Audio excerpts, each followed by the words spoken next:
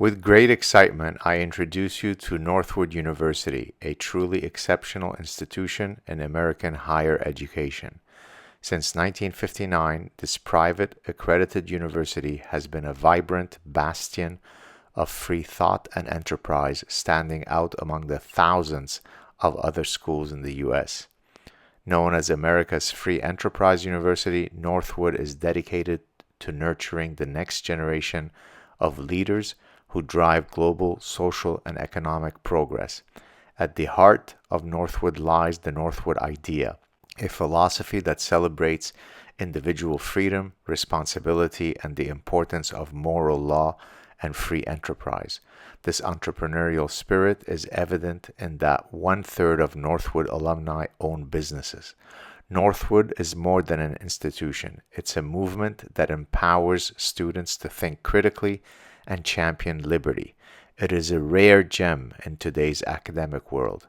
If you're passionate about supporting a university that values intellectual growth and free enterprise, or to learn more about its academic programs, visit northwood.edu.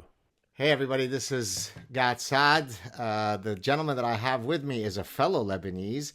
His name is Mario Nawfal, and he is the host of the biggest show on X Spaces. He's been kind enough to invite me a few times on the show, which is a big honor because he's got some really, really big guests. Haven't been able to go on his show yet, but I made sure to invite him first on mine, so hopefully he'll keep trying to get me on his. How you doing, Mario? Good, doctor. How are you? I'm doing very well. So tell us a bit. I only found out that you were Lebanese when your team sent me the short bio. I mean, I figured you were of some Middle Eastern descent because of your last name. Were you born in Lebanon? Do you speak Arabic? Give us a bit of the personal stuff.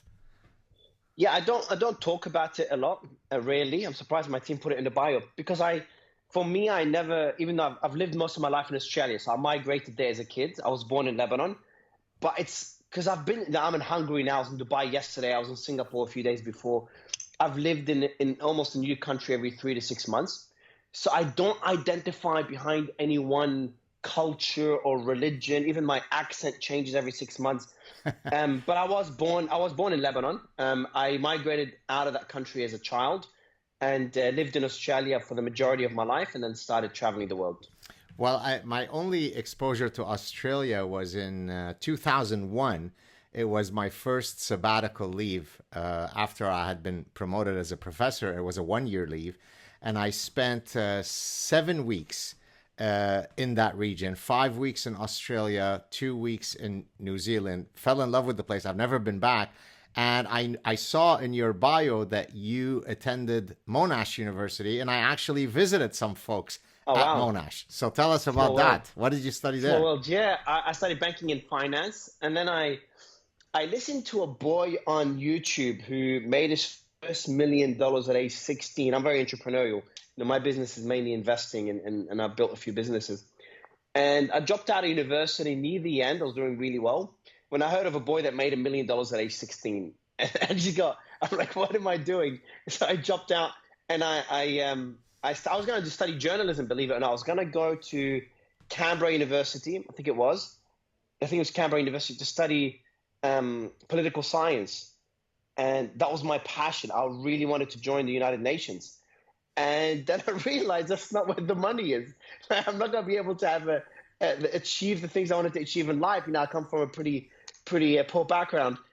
If I get into politics, so unless you're a politician in those countries where you can make a lot of money, and so I got into banking and finance, but politics has been, in my blood, been my passion for a really long time. But I would be remiss as a professor if I didn't push back a bit and say, surely there's more to life than simply making money. So, is there any chance that you could ever, just for the sheer beauty of completing that which you started, would you ever reconsider going back and finishing your degree, despite the fact that you are a huge success?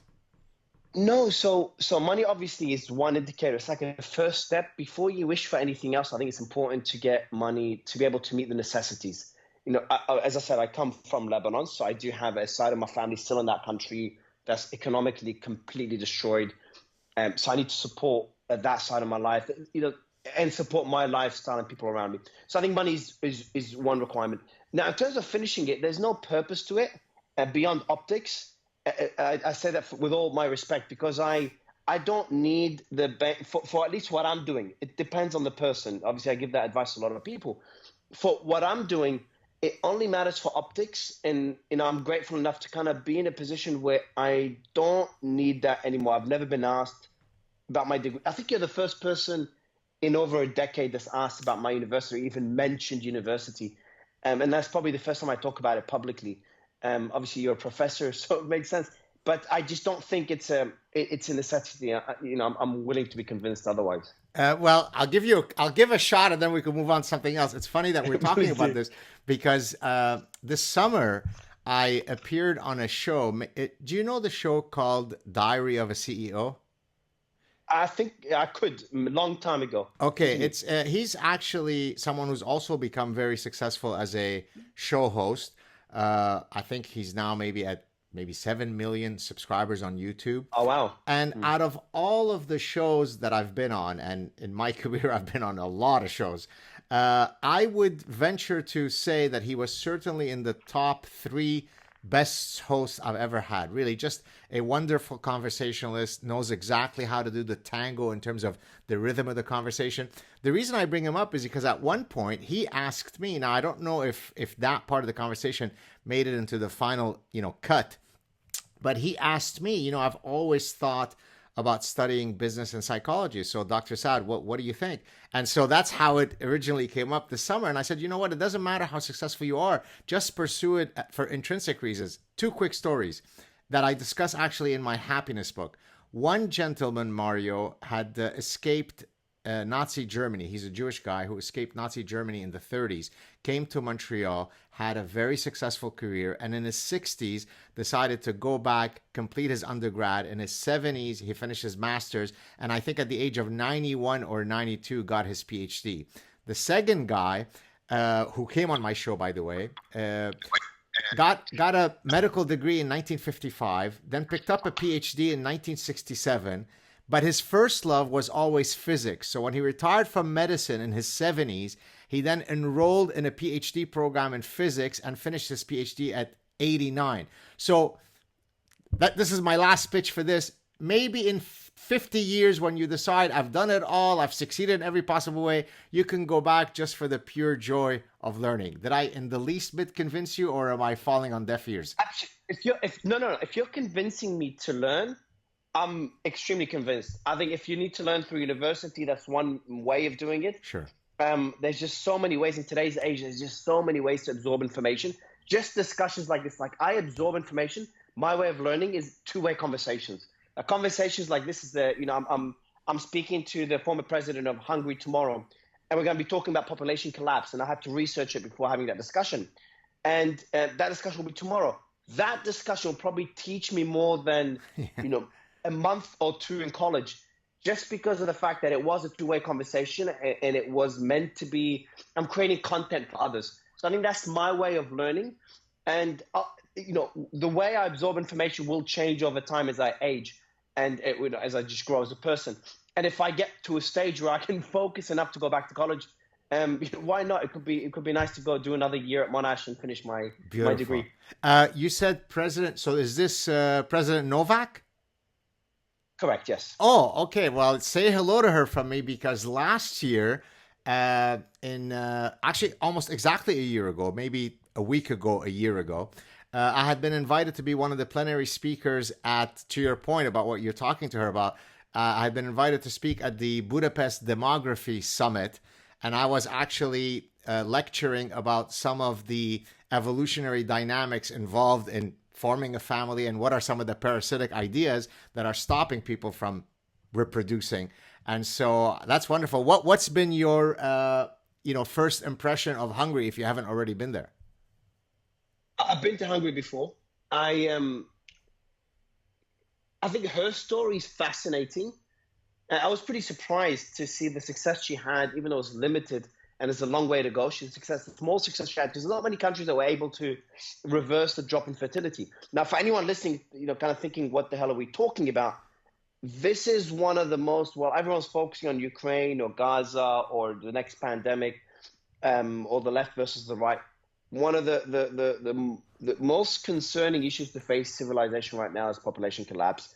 And President Novak is really leading the way in kind of bringing awareness to this issue and talking to other leaders about it as well.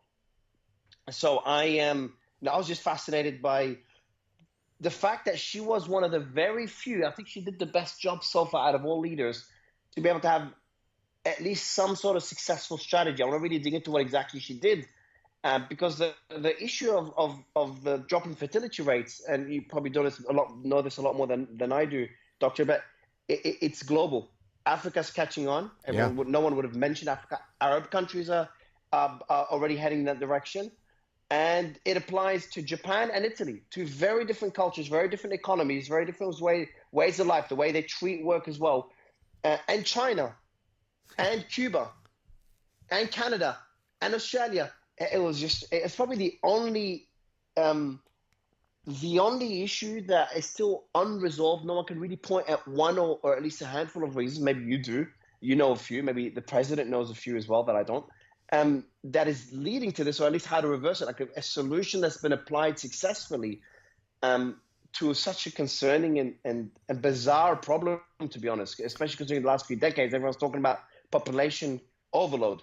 I think in Hungary, and you'll correct me if I'm wrong, I think they've tied the fertility trajectory of women to the amount of income taxes that they are beholden to. And I think if you have 4 kids or more, no more taxes for you. Does that cover it pretty much? Yeah, it does. But why did it work in Hungary, but it didn't work in Japan or Korea? Oh, they had the same tax structure? No.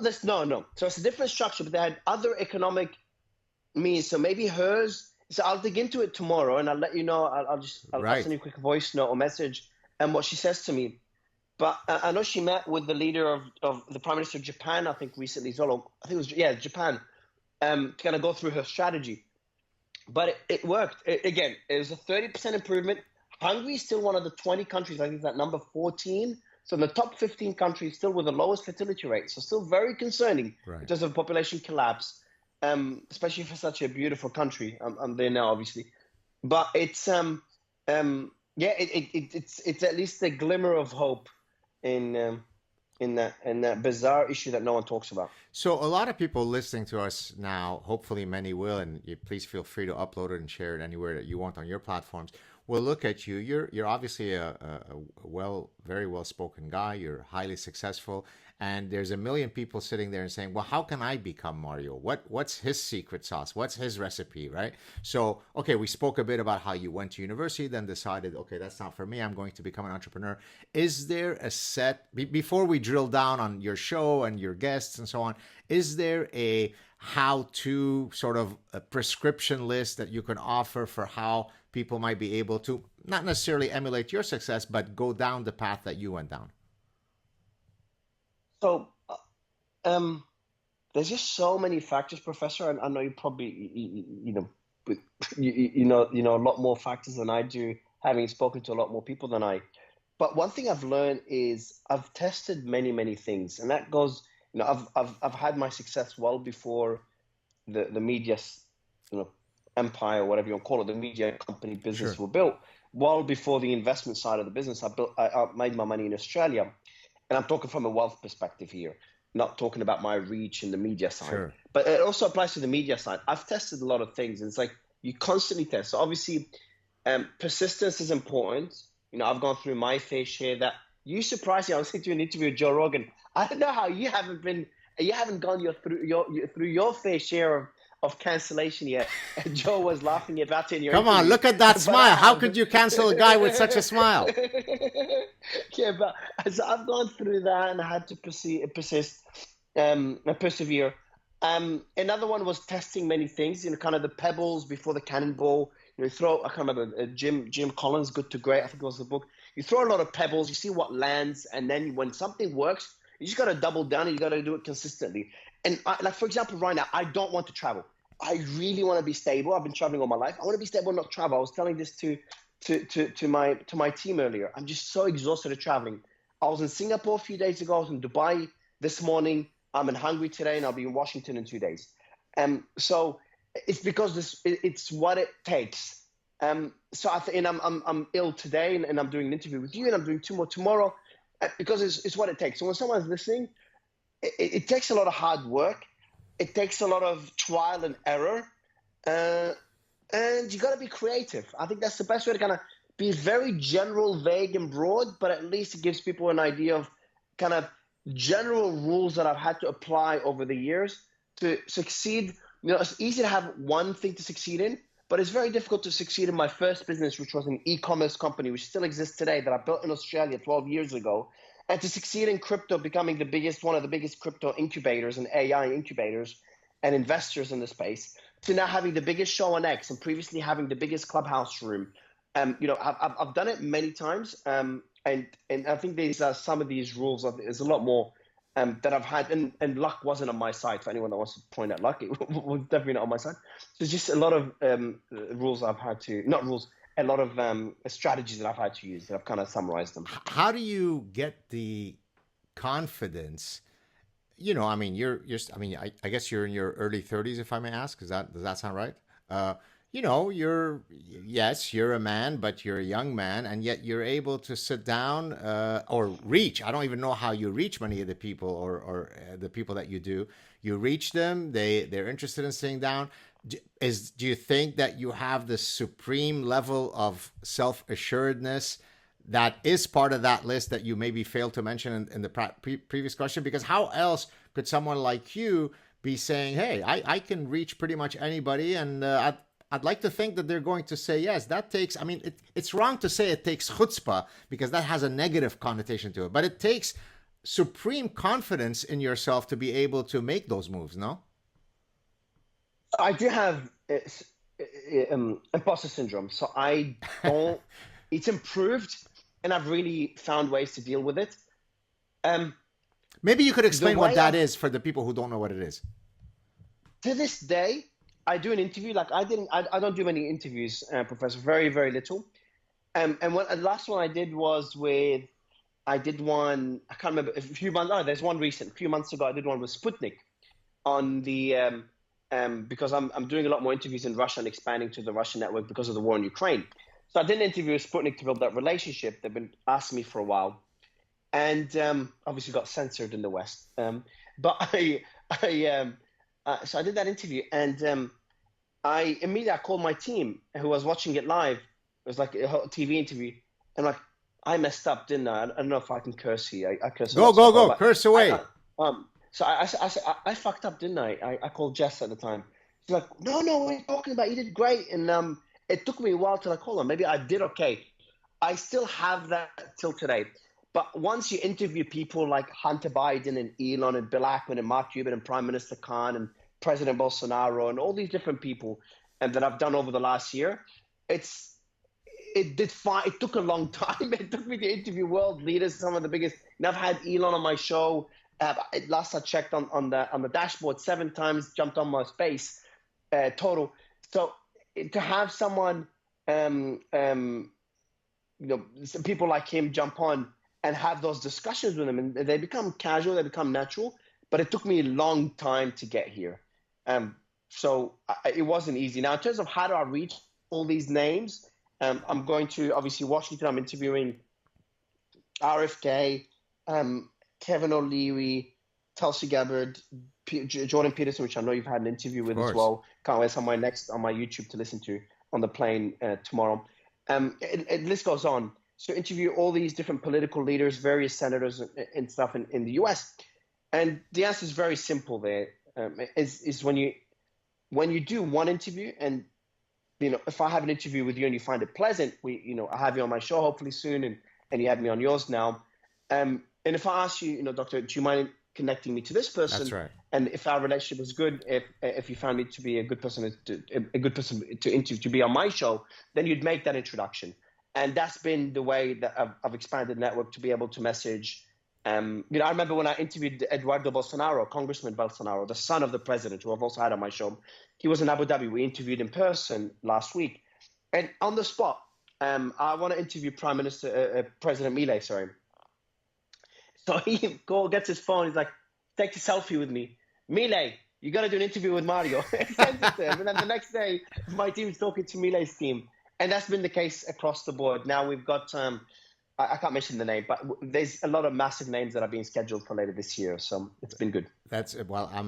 I'm even more honored now that you've reached out to me a few times to bring me on this show. So I definitely look forward to coming on your platform. Without mentioning names, of course, and you'll see in a second why I'm saying this. Are there?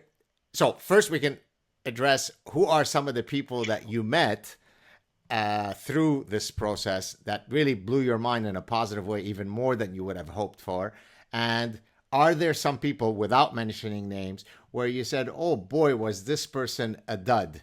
And if so, why? So it's, I thought they would be a great conversationalist, but they ended up being very shy and withdrawn, or I thought they would be supremely philosophical and knowledgeable. They turned out to be a dud. What are some lessons from the battlefield that you could share with us? And again, of course, you don't have to mention any names. Yeah. Incredible people to speak to. I'd say Prime Minister Khan's discussion was great. Eric Weinstein is one of my favorites. He's been on the show many, many times. I'd say those two are notable ones. Obviously, Elon goes without saying, so I won't even mention Elon because I think he's always on top of that list. I think those three were really good. I'd put them at the top of that list. Very good conversationalists, very intellectual. And what's fascinating, some names that most people won't know, that turn out to be okay. Let's get something. Let's dig into something a bit more difficult to talk about. I was very fascinated when I had people considering I was listening to your interview with Joe Rogan just before this, and you guys dug right into in that interview. I think your 10th appearance on his show. Right. You went right into October 7th and the Gaza of War, which is what everyone gets away with. So I'll have the courage to jump in to discuss the same thing. I was fascinated by the intellect of people on both sides of that battlefield. I remember one show I did, Doctor, I had a Palestinian journalist that had lost most of his family, a great guy, his name is Muhammad, lost most of his family members due to strikes, very intellectual. And then I had an Israeli pilot who was the person that pulls that trigger, and other Israelis as well, share the stage together. I've had Lebanese politicians and Israelis share the stage together as well, which is illegal for Lebanese citizens. Yeah. And what was fascinating is that, I feel like both sides agree on most things. They just have different information they consider to be true. They have a difference. If you listen to each one, their explanation of the same situation, and I'm kind of digress from your question, but it kind of answers it indirectly. It's like they describe the same situation in different ways, where if I hear a Palestinian or a Lebanese person describe that same situation, I'm like, wow, you make a very good point, and I cannot disagree with you. Then you listen to an Israeli person describe the same thing, you make a very good point. I can't disagree with you. Which then I'm like, then if both are intellectual, both are objective, and both are talking about the same thing, but in different ways, I feel like what's lacking is what are the facts and how little we actually know. I think this has been my conclusion, and kind of indirectly answers your question, where I've had a lot of really interesting intellectual conversations about this very polarizing topic, one that scares the hell out of me, because I've been canceled the most about this topic, almost this topic more than anything else, because it's such a delicate one. But it's a very intellectually interesting and intriguing one. I think one of the reasons why, to your point about how you could listen to one side and they make great points, and you listen to the other side and they make great points, the reason why oftentimes they're talking in different lanes is, I'll propose this as a explanation, and you tell me what you think of it. So in psychology, you might have heard of the concept of theory of mind. So theory of mind is an important mechanism by which people can have meaningful conversations. I've got to put myself in the mind of Mario to make certain assumptions about what are his beliefs, his attitudes, his drives. And it is that allows us to oil our social relationships. So for example, autistic children, Mario, one of the ways that you diagnose them early as being autistic, there is no blood test that you could give to tell. But if they fail this theory of mind test, as you probably know, autistic children are often very emotionally, inept, right? They don't read cues well. They can't. It's precisely because they lack that module of theory of mind.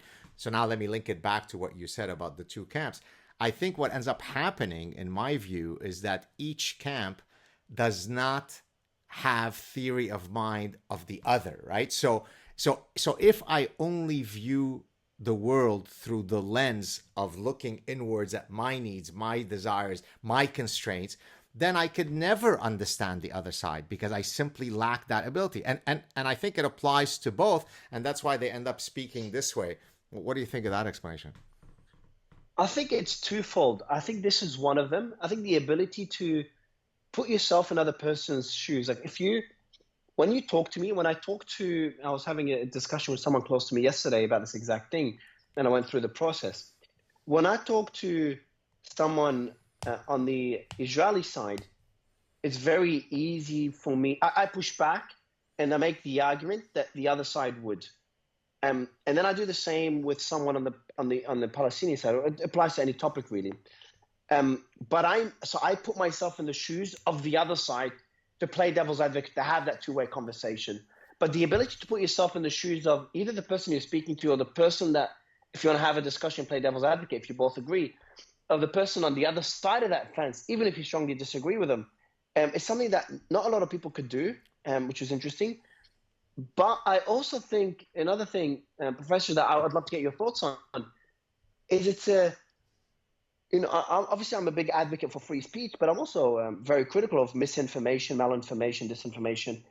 So I think it's the information they're being fed, like someone that's sitting in Israel watching Israeli TV, and someone that's sitting in Palestine, or let's go to Ukraine, Russia, or even in the US, someone that's turning on CNN or MSNBC every day versus someone turning on Fox every day, they're being exposed to a very different story of the same fact. So I think it's God, there's certain information comes in, you have certain belief and confirmation bias, you just kind of keep taking in that information, plus the theory of mind of being unable, maybe for that same reason, of putting yourself in the other person's shoes. Do you think it's a bit of both? Yeah, I mean that makes perfect sense to me. And by the way, as I was reading, because you're talking about your absolutist stance on free speech, and that really resonated with me because as you might have heard me mention before, Mario, look, I'm Jewish with the very tragic background in Lebanon and so on, and yet I support the right of Holocaust deniers to deny the Holocaust. Right? I mean, it'd be difficult to imagine, a malinformation, misinformation, disinformation that is more egregious than that. Right? It's the negation of a historical fact where millions of people were exterminated like little mosquitoes, but yet in a free society, you have to allow for that. So then hopefully the way that I can beat your nonsense, if you're the Holocaust denier, is that hopefully I can have better ideas that maybe I can get you to flip and come my way, or maybe the audience can flip my way. Are you that much of an absolutist, or do you believe that there is some stuff that is so egregious that no, we have to step in and not allow it? I don't know the answer. I get asked this a lot. And and I know others are doing the same, including Elon and the CEO of Rumble, who we're big supporters of as well. It's a very delicate line. I'm in your camp. I think if someone wants to deny the Holocaust, they can deny any historical fact. If they have the right to deny the Earth is round, right. I'm like, let them deny the Holocaust. Let them deny that there's cars out there. Let them look out the window and say all these people, they're actually lizards that control society. Let them deny any historical fact that even the species out there outside my window are humans. I think when you start, what happens is, what I've noticed is when you prevent people from being able to speak whatever it is they want, it starts building up, and then conspiracies come up out of that. It's like, why can't I deny the Holocaust? Now, this is something I've never talked about. I've never discussed the Holocaust. I've never even dug into it. I'm like, It happened. It's tragic. I've seen the movies. I've researched it as a kid. I've learned it at school, and I haven't gone down that. I'm sure I'm going to go down that rabbit hole someday in one of my shows, in one of my interviews. But I just don't find any good reason to deny the Holocaust. Now, if you come to me and say, hold on, Mario, there's another side of the story. There's actually a reason why denying the Holocaust has negative repercussions.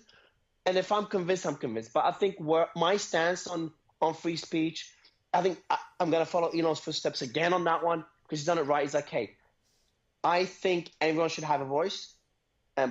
The only limits that I want to have are the things that break the law, and everything else is free game. But I'm in a different position. I don't have a social media platform. A social media platform, Doctor, is a town hall. It's a place where people can meet and talk. I have a platform, so I have a responsibility now. So if I give an idiot the mic that's spewing hatred, that's just spewing disgusting stuff, then people tell me, but you have a responsibility as a platform. You can't have millions of people listen to something you know is false and you know will bring negativity to the world. So how do I prevent this negativity from amplifying, but not becoming the arbiter of what people are allowed to talk about?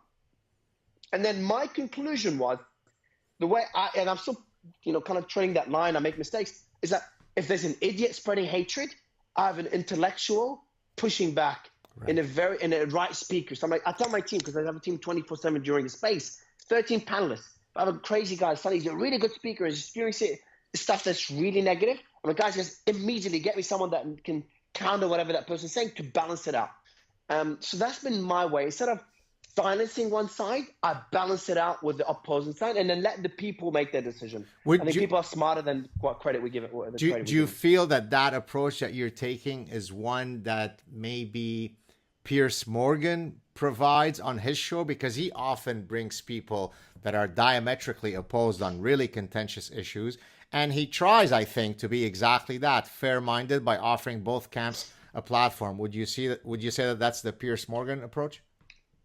Yes, I'm very similar but different. Piers Morgan, incredibly good at what he does, incredibly articulate.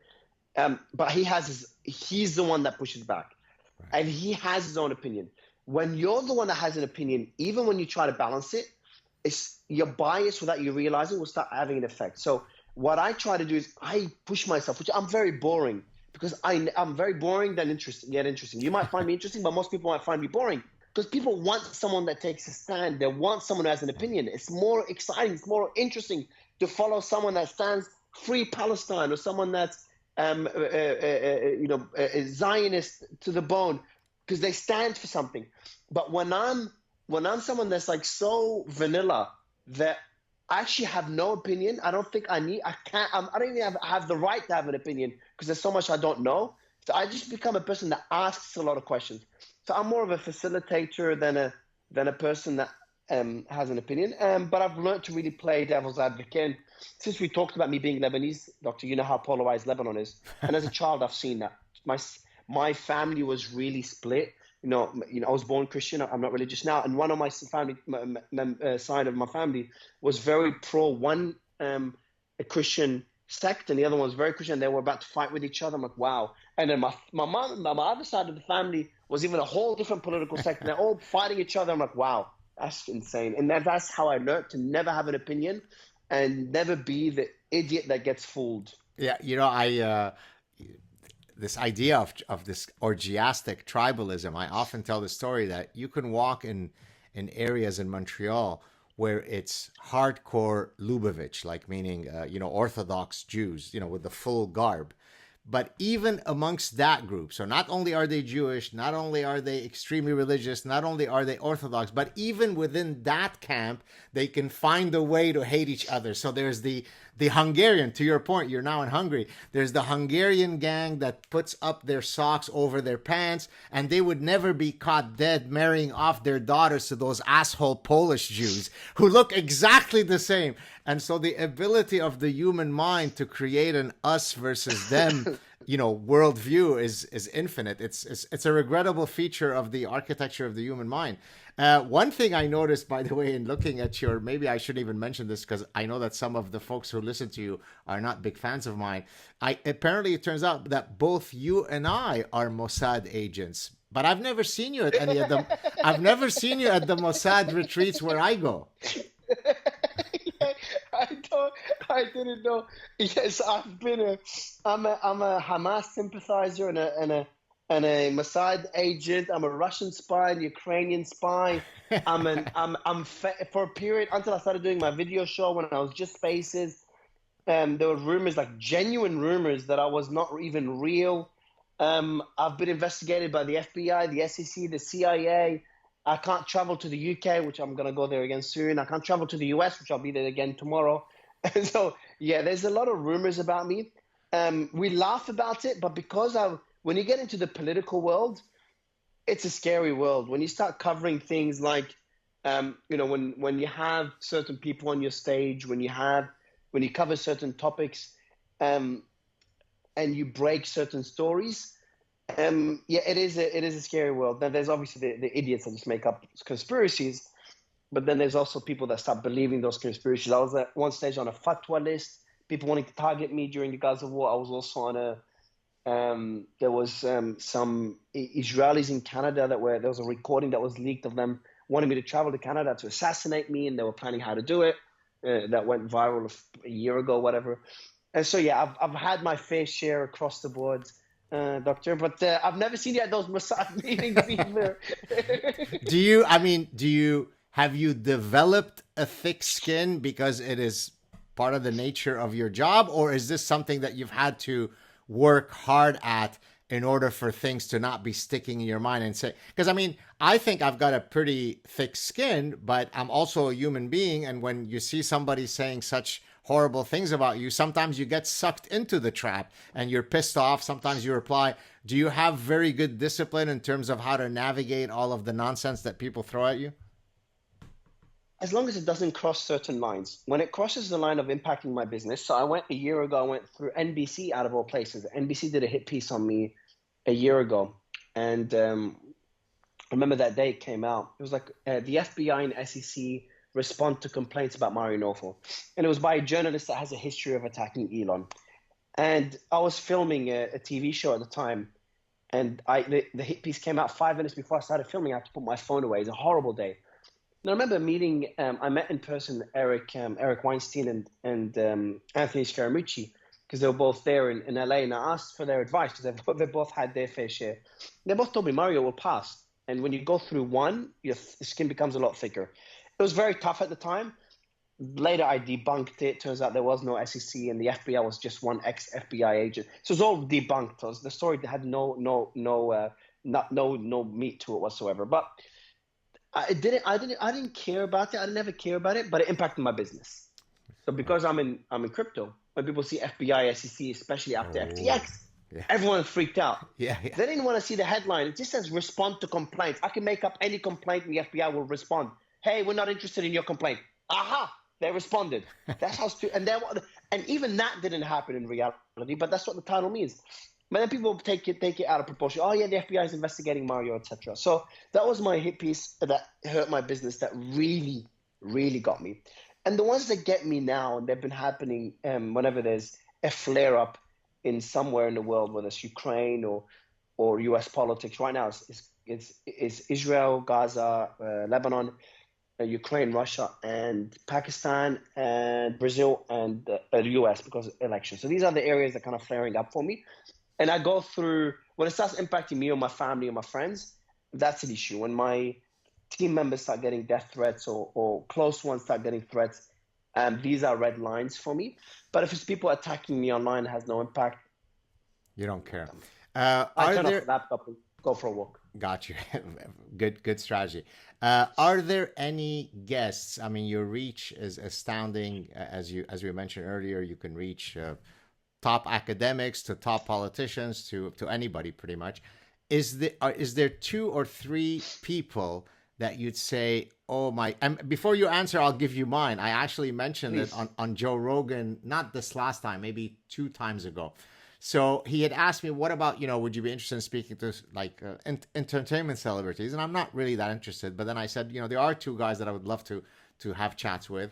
One, I think, of course, you would know, Clint Eastwood, because I grew up in Lebanon. Before I learned how to speak English, Mario, I was watching the spaghetti westerns of Sergio Leone in the 1960s. And even though I didn't understand English, I see this guy. It's always, Clint Eastwood comes into the town. He's the guy he's the lone wolf who's going to set everything straight. He's going to kill the bad guys.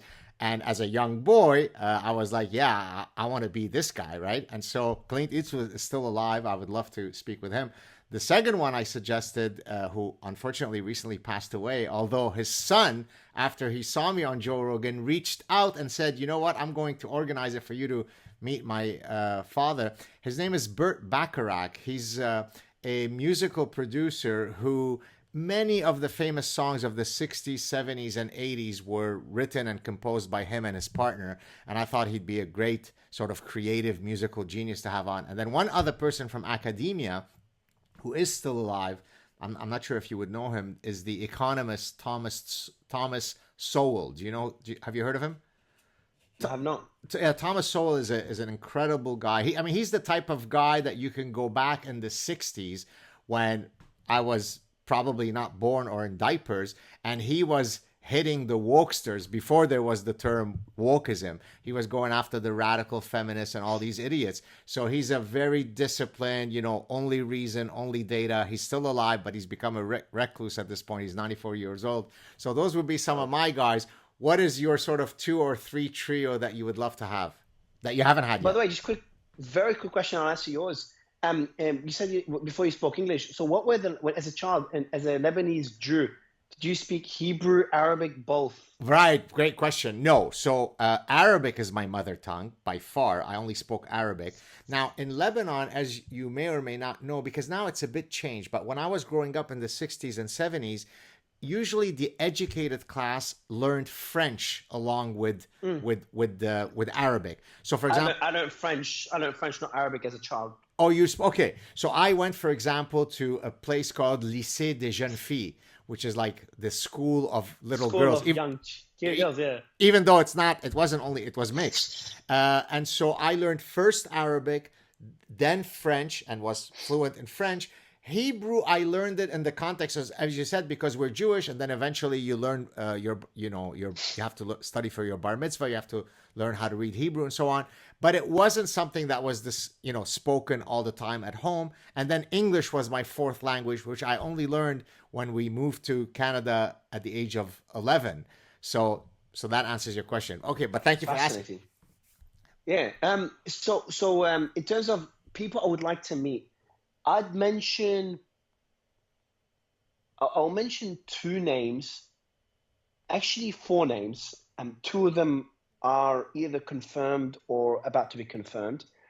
But I would love to interview President Putin, President Zelensky, President Biden, Vice President Kamala, and President Trump. So, as I said, a couple of those are already in progress or confirmed, and will be happening soon. Now, the reason I'd like to interview those people is because there's some discussions that could have an actual impact on how things. So, we can have discussions that allow people to understand the situation and have a relatively small to medium impact. Then you can have those one-off discussions that could change the world. So, for example, I'll give you an example. If I have President Putin on stage in a space and a few leaders from the West, and they're having a discussion on how a peace deal would look like, what do you think that would do to whatever administration is in the US, whether it's Kamala or Trump or current Biden administration, when in a discussion viewed by 50 million people, I'm assuming what the reach would be for such an interview or such a space, where President Putin and XYZ business leaders in Europe, India, the US are discussing the details, and I'd love to have President Zelensky, but Zelensky would never come on with Putin on stage. And Putin, I don't know if President Putin will come on with President Zelensky. But different business leaders from Ukraine as well, if any would like to come. And then talking about how a peace deal would look like, and that goes viral, then the administration is in a position to be like, all right, we had these leaders from our country discuss openly what a peace deal would look like, and they kind of met somewhere in the middle. So now the world's like, hold on, there is a possibility for peace. It might include some things that many of us don't want to see, but it might save thousands of lives. Discussions like this, now a discussion with President Trump or President Biden will probably not go far. So unless I have them both together on stage, that will be insane. And after the election, where they can be honest and sincere. But the discussion, I put that one aside. President Putin, President Zelensky, Prime Minister Netanyahu, Hassan Nasrallah, the head of Hezbollah. Wow. Those are discussions. These are the things that really fulfill me, because I know for a fact that if I have the leader of Hezbollah or I have Prime Minister Netanyahu on stage separately, of course, they'll never be on stage together, having a sincere discussion of what, because when I have a discussion in my spaces, you probably see, it's a very sincere discussion. It's like a really casual chat. You know, Joe Rogan's another level, but it's like, that's the type of discussion, like just a very free-flowing discussion about topics that are extremely sensitive. It's like Prime Minister, Mr. Nasrallah, or I think Sayyid Nasrallah is like, what would it take for you to stop attacking Israel? What would it take for you to integrate your military? If Israel does this, what would you do? Okay, but what if Israel does that? Or Prime Minister Netanyahu, if Sayyid Hassan Nasrallah or Hezbollah do this, would you be okay with it? Like, what is your red line? And then you have this free-flowing discussion. I'm trying to get sincere. Like, behind the scenes, of course, they can only go so far. But those sincere discussions, I genuinely think will at least, because my audience is so wide. I have Israeli journalists and Palestinian journalists listening to my show. Like, I've worked so hard to gain the respect of all sides of any issue. They both love me and hate me. They love me because I cover their side, but they hate me because I also cover the other side. That means there's no other time where Palestinians could listen to an interview, like attentively to an interview with Prime Minister Netanyahu, or Israelis would attentively listen to an interview with Sayyid Hassan Nasrallah, staying for Ukraine, Russia, or any other country. And you see how I'm taking so long to answer the question, because I'm very passionate about this, and I think, and probably one I'd love to get your comments on. It's fascinating how far dialogue takes humanity. When you have two sides that hate each other, just sit down and talk. Or just even so, this story, you'll forgive me. You probably haven't heard me. Do you know my Jew story? Does that ring a bell? I do not. I'd love to hear it. Okay. Some of the listeners may know it, so apologies if it's repetitive, but it exactly speaks to your point about the importance of dialogue and not dehumanizing the others, right? I mean, the Israeli live in a camp where there's the really nasty people over there, and the other side lives over there where the nasty Jews live over here, and we never interact, so we demonize the other. So I remember when I was a first semester doctoral student, I studied at Cornell University, and because, I'm Arabic, Lebanese, I was a very, very good soccer player, so it was easy for me to connect with a bunch of Lebanese guys. I mean, most were Lebanese, but not all of them, but they were all Arabic. And we would play soccer. And I mean, they respected me because I was a very good soccer player, and also because I was Arabic and so on. One day, one of the gentlemen asks me out for a coffee. So we go out for a coffee, and at one point we're sitting there, and he looks at me sort of very pensively, and he goes, Gad, I really like you. And I said, oh, why do you... I won't even mention his name, even though it's not as though anybody would know who it is. I said, oh, why do you say that as if you're surprised? Is it because I'm Jewish? And then he goes, no, but come on. I mean, you're not a Jew. I said, no, I'm a Jew. He goes, no, but come on. You know what I mean. It's because in his mind, the Jew does not speak Arabic.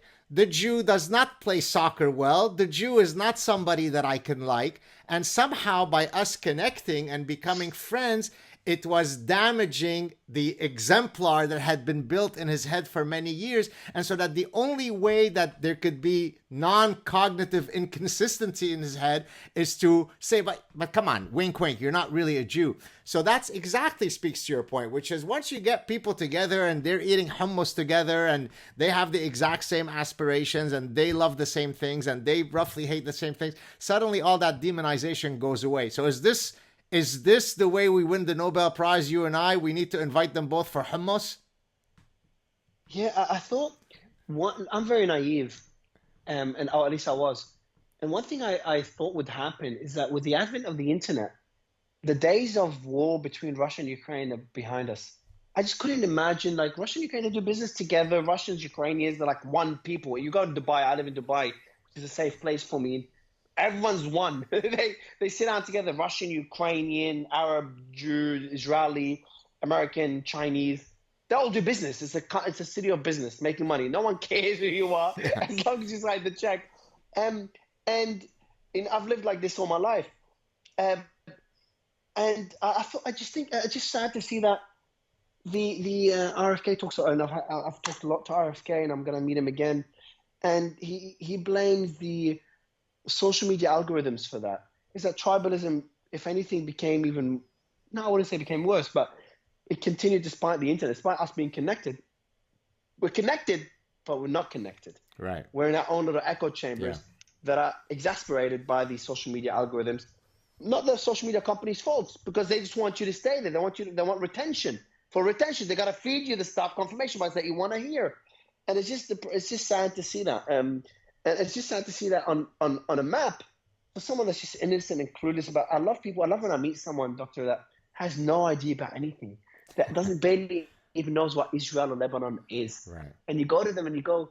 They got to take him to Beirut and say, hey, let's go to Jerusalem, and then put it on your map, and then like, oh, okay, cool, I can take it. It's only an hour away, like the taxi there, and that naivete is beautiful, but it's crazy to imagine. Like, tell them, no, you know what? There's actually a war between those two countries.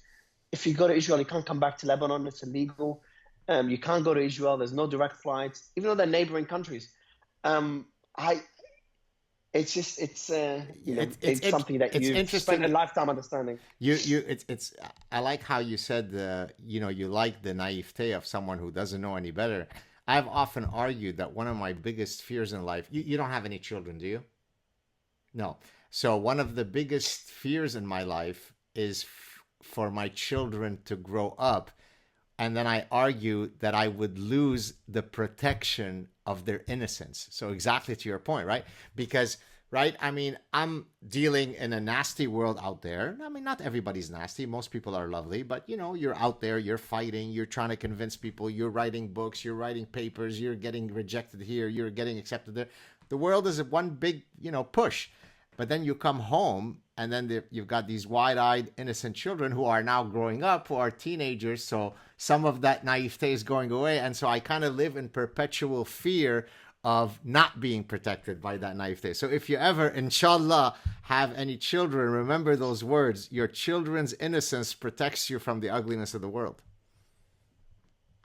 Some of my favorite people in this world, I'm remembering over the years, are people that have nothing to do with our world. They just want to dance, or they just want to go out and have fun. And they don't, Russia, Ukraine are in war, really? Millions dying? That's so sad. And that's it. I wish it stops, and that's it. But as someone who's been privileged to really, like, I genuinely, you can come to me with 3 arms, 2 legs, and believe whatever you want. I just so don't care about what someone's religion or culture or where they're from is so much. It doesn't even register in my head. Oh, this person's an X. I need to put him in that bucket. Like, my brain is not even wired that way, which I sometimes forget how rare it is. I suspect that's one of the reasons why you've proven to be so successful, because it's exactly that allows these diametrically opposed camps to somehow find the quote safe space in Mario. I mean, that's exactly the secret.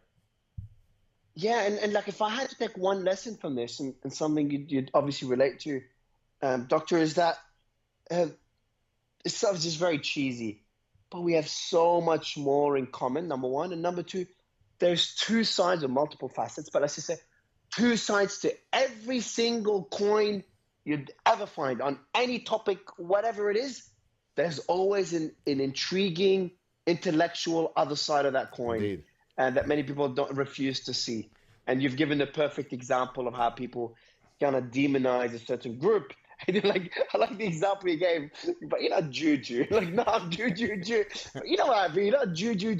It's like, because they've created that whole certain image. Exactly. And when they see someone it's like a cognitive dissonance. They see someone that doesn't fit that description. doesn't add up, but I like him. But it doesn't add up. How can I make sense of this? It's like an error message in their brain. It's Exactly. fascinating. All right, last Fascinating. question, because I could keep you here for many hours, but I want you to be fresh and ready for President Novak tomorrow. And I know that you're ill, so I won't take more of your time. Last question. Not that you need my platform to promote anything, because you have a much bigger platform, but are there any projects that you're currently working on? Oh, I'm working on a book, I'm doing this, that you'd like to use this opportunity to promote? Take it away, sir. No, doctor, I love your content. To be honest, like I've obviously I'm interviewing you, and I like to do my homework on anyone I interview. I've been listening to your content, seeing you on X a lot, but I've been listening to your interviews. The way you describe things is really fascinating. So, if anything, I just wanna thank you for what you do. Thank you, sir. I'm gonna. I know you've got a new book coming out next year as well. I do. And I'm going through the what was the book, the last one you had, that I've been listening to a lot of. I haven't read the book yet. The I like to listen Parasitic to Mind? interviews about the book. Parasitic Mind. It's one of the most fascinating, at least the interviews you've done on it, some of the most fascinating discussions. Oh, The way thank you you. kind of articulated those very, polarizing issues. That's lovely. I know that you're going to. Are we allowed to talk about the trip you're coming here? Is that okay? Oh, the Washington. Yeah, of course. So I know your team has reached out to me about us getting together in person, so we could do this offline, but hopefully we can make it work. I'm currently in Montreal, not at Northwood. If we can make it work in person, that would be fantastic. If not, we'll do it remotely. Mario, thank you so much for coming on. You're an inspiration to so many people who want to be entrepreneurs. You could start off with nothing, right? There was no trajectory. You didn't go to a particular school to be speaking tomorrow to President Novak. If you've got the grit, you've got the perseverance, you've got a nice personality that people want to be around, which you have all those things, you can be a success just like Mario. Thank you so much for coming on. Stay on the line. We could say goodbye offline. I'll talk to you soon. Cheers. Thank you, Professor. Thank you.